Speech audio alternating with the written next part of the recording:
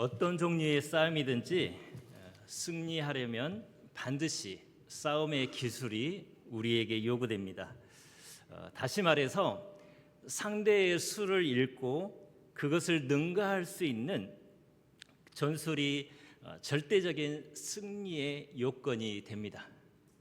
2022년도에 전국 어린이 씨름왕 대회에서 8강전에서 벌어졌던 경기 내용입니다. 씨름 선수 중에 한 선수는 키가 157cm였고 몸무게가 46kg이었습니다.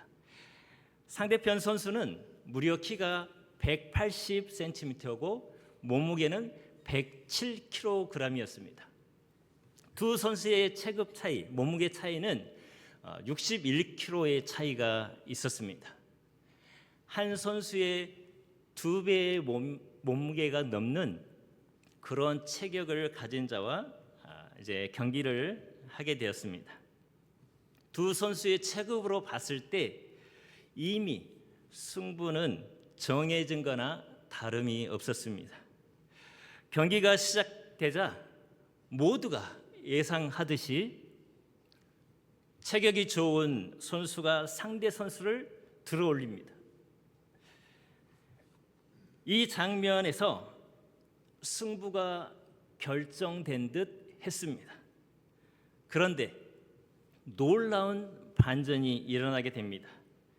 체급이 작은 선수가 월등한 상대 선수의 약점이 다리인 것을 알고 상대 선수가 들어올리고 내릴 때 그 상대방의 힘을 이용하는 대치기 기술을 사용해서 상대 선수를 넘어뜨리게 됩니다. 모두의 예상을 깬 말도 안 되는 결과를 연출하고 몸집이 작은 그 선수가 경기에서 승리하는 그런 일이 있게 되었습니다. 여러분, 힘이 센 사람이 싸움의 기술에 강한 사람들에게 패하게 되는 이유가 여기에 있습니다. 힘이 강한 사람도 연약한 부분이 있기 때문에 상대의 약점을 잘 이용하는 전술을 사용하게 되면 승리하게 됩니다. 오늘 우리가 읽은 이 본문은 이스라엘의 대표격인 다윗과 블레셋 나라의 대표격인 골리앗과의 싸움을 이야기하고 있습니다. 그런데 모두의 예상을 깨고 다윗이 승리하는 그러한 말씀을 기록하고 있습니다. 우리들이 여기에서 주목해서 보아야 할 점은 다윗이 골리앗과의 싸움에서 사용했던 싸움의 기술이 무엇인지 확인하는 것입니다. 그렇다면 이제 본문에서 주로 어떤 내용의 싸움의 기술이 등장하고 있는지 하나하나 살펴보도록 하겠습니다. 그 첫 번째로 다윗이 아닌 골리앗의 싸움의 기술을 살펴보도록 하겠습니다. 사무엘상 17장 4절에서 7절에서 골리앗이 어떠한 사람인지를 자세히 기록을 하고 있습니다. 블레셋 사람들의 진영에서 싸움을 도두는 자가 왔는데 그의 이름은 골리앗이요 가드 사람이라 그의 키는 6규빗 한 뼘이요 머리에는 노투구를 썼고 몸에는 비늘 갑옷을 입었으니 그 갑옷의 무게가 놋 5천 세겔이며 그의 다리에는 놋 각반을 쳤고 어깨 사이에는 놋 단창을 메었으니 그 창 자루는 배틀채 같고 창날은 철 600세겔이며 방패에 든 자가 앞서 행하더라. 골리앗은 블레셋 나라 가드 출신으로 키가 6규빗 반, 이것을 이제 대략적으로 계산해 보면 약 3m 정도 되는 거대한 장수였습니다.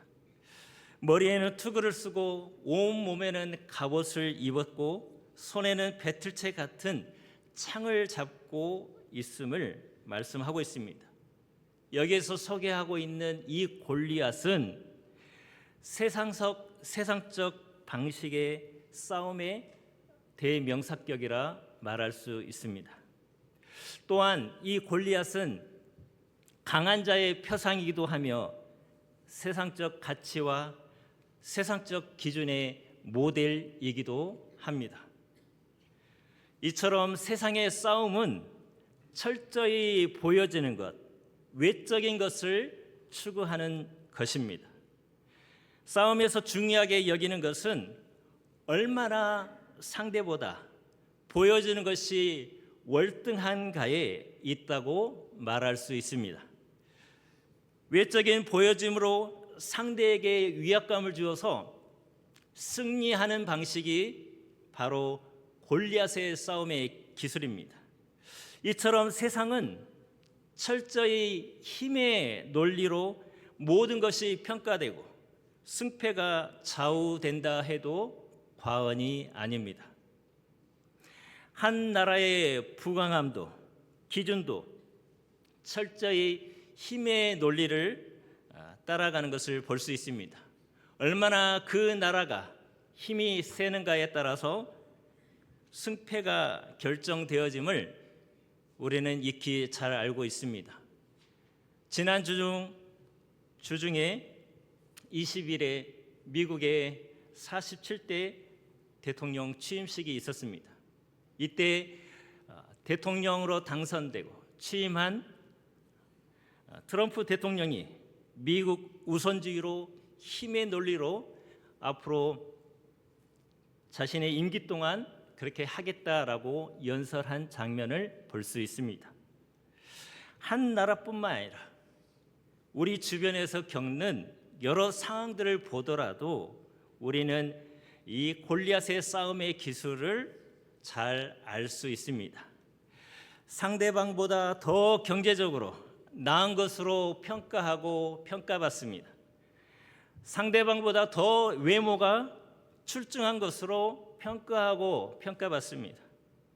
상대방보다 얼마나 학벌이 더 좋은가로 평가하고 평가받습니다. 또한 우리의 자녀들은 얼마나 좋은 대학에 들어가느냐에 따라서 평가하고 평가받게 됩니다.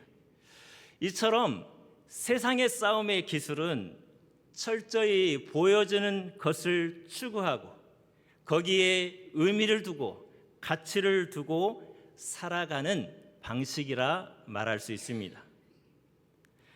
이제 두 번째 싸움의 기술을 살펴보도록 하겠습니다. 사울과 이스라엘의 싸움의 기술입니다. 사무엘상 17장 2절 3절 말씀을 보면 사울과 이스라엘 사람들이 모여서 엘라 골짜기에 진치고 블레셋 사람들을 대하여 전열을 벌였으니 블레셋 사람들은 이쪽 산에 섰고 이스라엘은 저쪽 산에 섰고 그 사이에는 골짜기가 있었더라라고 말씀합니다. 사울과 이스라엘 모든 사람들은 블레셋이 싸움을 걸어왔을 때 처음에는 대항하면서 맞서는 태도를 보이게 됩니다. 그러나 이후에 골리앗이라는 거대한 싸움의 기술이 들어왔을 때는 사울과 이스라엘 모든 사람들의 태도는 정반대의 입장을 취하게 됩니다.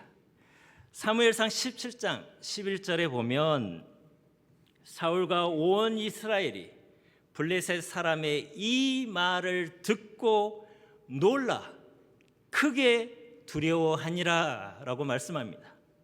단지 골리앗의 말만 듣고서 두려워 떠는 사울과 이스라엘을 보십시오.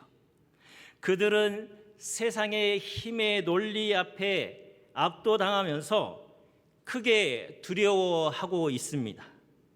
이뿐만 아니라 여기에서 한 단계 더 나아가서 골리앗을 직접 보고 심히 두려워 그 앞에서 도망가는 온 이스라엘의 백성의 모습 속에서 그들이 정말 하나님을 믿는 자들인가?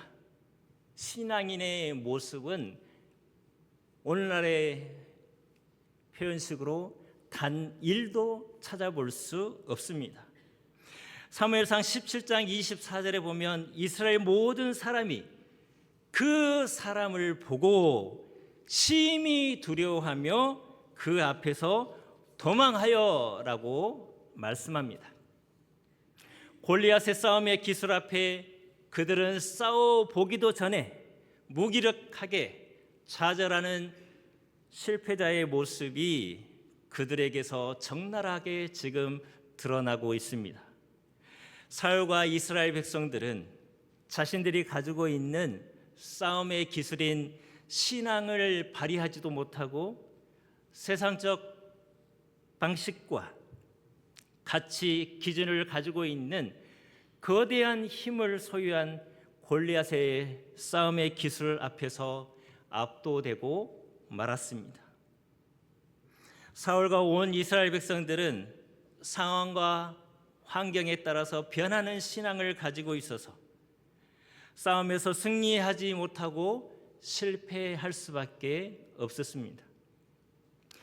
우리 또한 사울과 온 이스라엘 백성들처럼 상황과 환경에 따라서 변하는 신앙의 그 상태에 놓여 있다면 우리는 세상적 골리앗과의 그 싸움에서 반드시 패배하게 될 것입니다. 그렇다면 우리가 이 싸움에서 상황과 환경의 지배를 받지 않는 신앙으로 그 싸움에서 승리할 수 있는 싸움의 기술은 우리에게 없는 것일까요? 있습니다. 바로 마지막에 기술을 언급하는 다윗의 싸움의 기술로 우리는 이 싸움에서 반드시 승리할 수 있습니다. 마지막 싸움의 기술을 살펴보도록 하겠습니다. 다윗의 싸움의 기술입니다. 골리앗이라는 거대한 싸움의 기술 앞에서 싸워보지도 못하고 압도되었던 사울과 온 이스라엘의 백성과는 상반된 다윗의 반응을 우리는 볼 수 있습니다. 그런데 우리가 주목해서 보아야 할 것은 골리앗이라는 거대한 싸움의 기술과 싸워서 승리할 만한 자격 기준이 다윗에게는 전혀 없었다는 데 있습니다. 사무엘상 17장 12절부터 14절까지 다윗에 대해서 소개를 하고 있습니다. 그는 이새의 아들 8명의 아들 중에서 막내임을 말씀하고 있습니다. 13절에 장성한 세 형과 대조하면서 막내를 강조하고 있습니다. 세상의 힘의 논리로 따지면 장성한 세 형이 부각이 되어야 하는데 오히려 막내인 다윗을 더 부각시키는 것을 우리는 말씀을 통해서 발견할 수 있습니다. 여러분, 막내는 세상의 힘의 논리와는 정반대인 연약함의 상징성을 가지고 있습니다. 뿐만 아니라 15절에 보면 다윗이 아버지의 양떼를 치는 목동임을 소개하고 있습니다. 고대 이스라엘 사회에서 가장 천한 직업이 있다면 바로 목동이었습니다. 이것을 감안해서 볼 때 다윗은 세상의 힘의 논리와는 전혀 어울리지 않는 자입니다. 그런데 놀랍게도 다윗이 사용하는 싸움의 기술은 승리를 가능케 하는 기술이었다는 것입니다. 다윗은 골리앗이라는 거대한 힘의 논리 앞에 사울과 온 이스라엘이 보였던 반응처럼 두려워하거나 도망하는 것이 아니라 오히려 하나님의 군대를 모욕하는 것에 대한 용기로 똘똘 뭉친 모습을 다윗은 그렇게 드러내고 있습니다. 사무엘상 17장 26절 하반절입니다. 이 할례 받지 않은 블레셋 사람이 누구이게 살아계신 하나님의 군대를 모욕하겠느냐? 다윗은 사울 앞에서 의기양양하게 골리앗과 싸우겠다라고 말합니다. 그러자 사울 왕의 반응을 보시기 바랍니다. 사무엘상 17장 33절은 이렇게 이야기합니다. 쉬운 세번역본으로 제가 말씀을 읽겠습니다. 그만두어라. 내가 어떻게 저자와 싸운단 말이냐? 저자는 평생 군대에서 뼈가 굵은 자이지만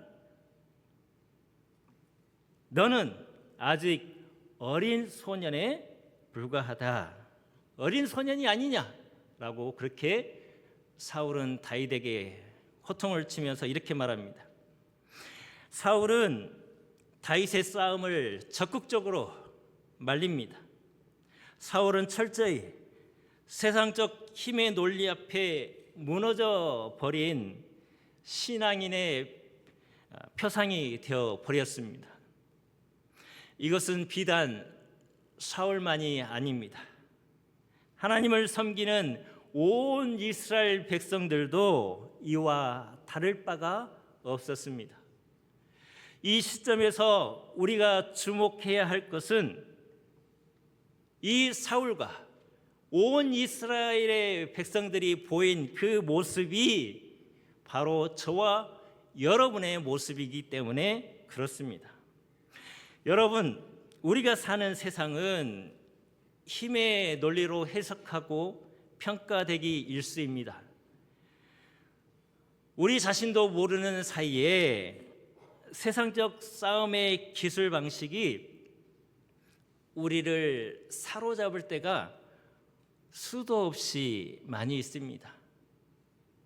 이때 우리가 골리앗 같은 세상의 그 싸움의 기술과 싸워서 승리하기 위해서 붙잡아야 할 것이 있다면 바로 다윗의 싸움의 기술을 붙잡아야 된다는 것입니다. 다윗의 싸움의 기술이 과연 무엇이기에 골리앗과 같은 거대한 세상의 싸움에서 우리가 실패하지 않고 승리할 수 있다는 말일까요? 그 이유를 오늘 말씀에 등장하는 다윗의 답변을 통해서 확인해 볼 수 있습니다. 다윗은 하나님의 군대를 모욕하는 그 골리앗과의 싸움을 자처하면서 자신의 일상적인 삶의 모습을 이끌어냅니다. 자신은 세상적 가치로 봤을 때 천한 목동이었고 양을 칠 때 사나운 짐승이 양을 공격해 오면 그 짐승을 쳐 죽이고 양을 살려낸 그 이야기를 끄집어내고 있습니다. 뿐만 아니라 다윗은 여기에서 한 단계 더 나아가서 사나운 짐승에게서 자신을 살려주신 우리 주님을 언급하고 있습니다. 사나운 짐승으로부터 살려주신 주님께서 골리앗과의 싸움에서 반드시 승리하도록 도우실 것이라는 것을 확신하는 말을 하고 있습니다. 뿐만 아니라 다윗은 말로만 그 승리의 고백을 하고 있는 것이 아니라 행동으로 승리의 확신을 우리에게 보여주고 있습니다. 사무엘상 17장 40절입니다. 우리 함께 한번 다 같이 읽어보도록 하겠습니다. 손에 막대기를 가지고 시내에서 매끄러운 돌 5을 골라서 자기 목자의 제구 곧 주머니에 놓고 손에 물매를 가지고 블레셋 사람에게로 나아가니라. 다윗이 하나님과의 일상의 삶에 함께했던 목동의 도구, 그 도구를 들고 지금 거대한 골리앗과의 싸움을 위해서 나아가고 있습니다. 다윗의 이러한 행동은 세상적 힘의 논리의 방식과는 전혀 어울리지 않는 상반된 모습입니다. 다윗은 골리앗과의 싸움에서 승리하는 비결에 대해서 너무나 잘 알고 있었습니다. 그의 또 다른 고백을 들어보시길 바랍니다. 사무엘상 17장 45절 47절입니다. 다윗이 블레셋 사람에게 이르되 너는 칼과 창과 단창으로 내게 나아오거지마. 나는 만군의 여호와의 이름 곧 내가 모욕하는 이스라엘 군대의 하나님의 이름으로 내게 나아가노라. 또 여호와의 구원하심이 칼과 창에 있지 아니함을 이 무리에게 알게 하리라. 전쟁은 여호와께 속한 것인즉 그가 너희를 우리 손에 넘겨 주시리라. 다윗은 힘의 논리를 따르는 골리앗의 싸움의 기술의 방식이 아닌 다윗만의 싸움의 기술을 가지고 지금 그 싸움에 임하고 있습니다.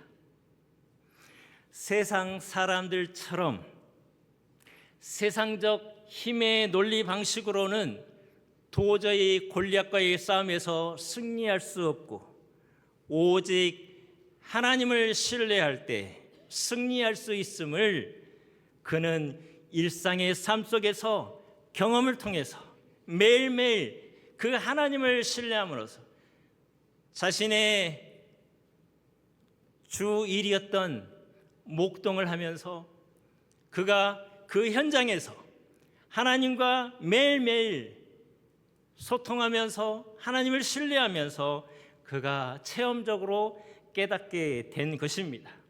이것이 바로 다윗이 터득한 다윗만의 싸움의 기술이었던 것입니다. 여러분, 우리에게도 다윗과 같은 싸움의 기술이 세상적 골리앗과의 그 싸움에서 반드시 필요합니다. 이 기술을 여러분의 일상 속에서 주님을 신뢰함으로 날마다 연마해 가실 수 있기를 바랍니다. 다윗은 세상적 힘의 논리로 봤을 때는 패배자의 전형인 목동이었습니다. 또한 막내로 취급받은 보잘것없고 연약하고 미약한 그러한 존재였습니다.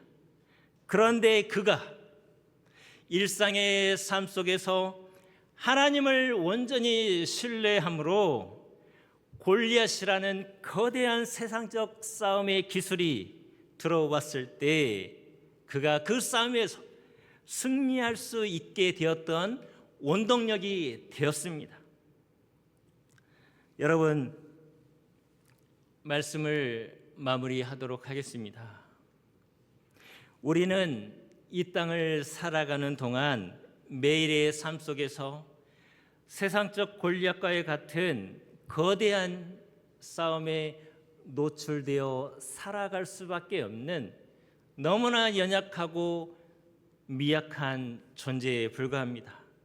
뿐만 아니라 우리는 이 싸움의 대상자로 날마다 서야 되는 그러한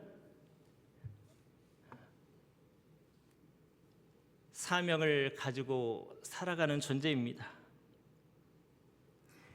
여호와의 이름, 이 싸움은 여호와의 이름을 의지할 때 우리는 승리할 수 있습니다. 여호와의 이름은 우리를 승리케 하는 능력이 있습니다. 여호와의 이름은 우리를 소성케 하는 능력이 있습니다. 여호와의 이름은 죽은 자도 살리는 그러한 능력이 있습니다. 여호와의 이름은 치유하는 능력이 있습니다. 여호와의 이름은 우리가 하나님 자녀답게 살아갈 수 있는 힘을 공급해 주는 그 능력이 여호와의 이름에 있습니다. 그 능력을 여러분의 일상의 삶 속에서 매일매일 하나님을 신뢰함으로 여호와의 이름을 사용하실 수 있기를 바랍니다. 그러할 때 세상의 거대한 골리앗과 같은 힘의 논리는 우리 앞에서 패배하고 우리는 반드시 승리자로 우뚝 서게 될 것입니다. 다 함께 기도하겠습니다. 하나님, 우리는 이 땅 가운데 살아가면서 세상적 방식의 거대한 골리앗 같은 싸움을 하면서 살아갈 수밖에 없는 연약한 존재입니다. 우리의 힘으로는 이 싸움에서 승리할 수 없고 패배할 수밖에 없는 연약한 존재입니다. 그런데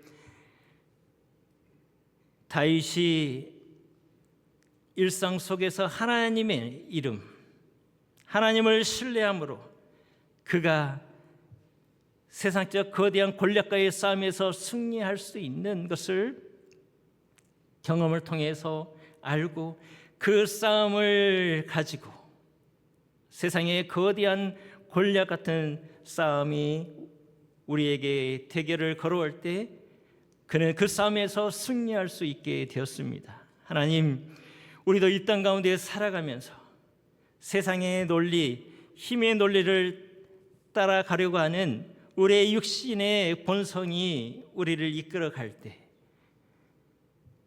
그때 여호와의 이름을 의지하게 하여 주시옵소서. 여호와를 전적으로 신뢰하게 하여 주시옵소서. 그래서 우리가 그 싸움에서 승리자로 우뚝 설 수 있도록 도와주시옵소서. 감사하며 예수님의 이름으로 기도드립니다. 아멘.